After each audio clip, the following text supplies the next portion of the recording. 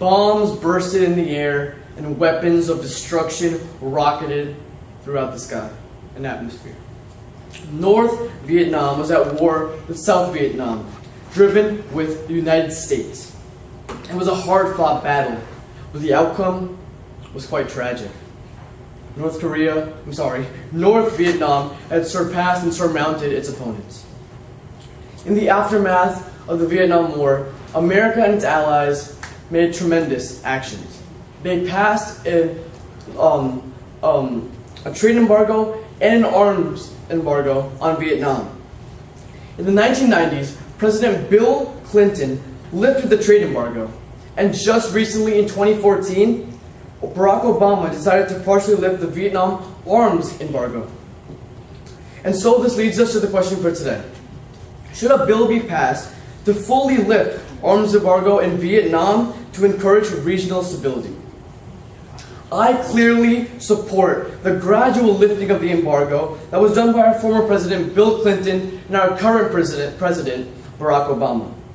I'm in strong affirmation of this bill and allow me to justify with two reasons. Firstly, completely alleviating the Vietnam arms embargo will stabilize the Southeast region.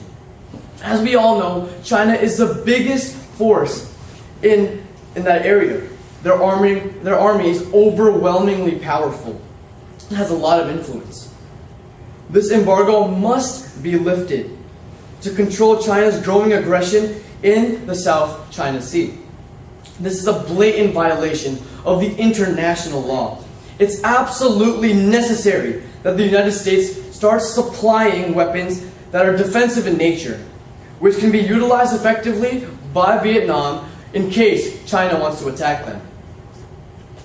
John McCain, a U.S. senator who was a former Navy pilot imprisoned in the Vietnam War, stated in an interview that easing the lethal arms ban on Vietnam for the purpose of maritime security will strengthen our defense cooperation in ways that benefit both countries.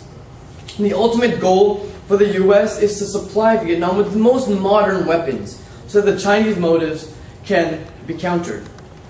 According to Tom Popinski from the Cornell Chronicle, ending the Vietnam arms embargo also sends signals to China about U.S. policy in its regional neighborhood.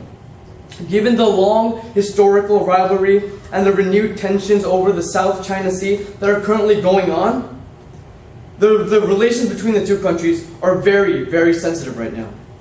Lifting the arms embargo to Vietnam therefore also represents a direct signal to China from the U.S. that we are going to back up Vietnam in case they want to harm Vietnam in any way possible. Moving on, lifting the Vietnam arms embargo will also pressurize Vietnam to improve their human rights. In 2010, U.S. Ambassador to Vietnam, Michael McCullough, said, "We would like to expand our military relationship with Vietnam, but until they fix their human rights, we won't touch them." This statement resounded to the ears of the Vietnamese government, and they're struggling to find any alternative to this. Vietnam is currently very, very desperate for weapons so they can keep the Chinese aggression intact, and the U.S. is going to be their greatest source.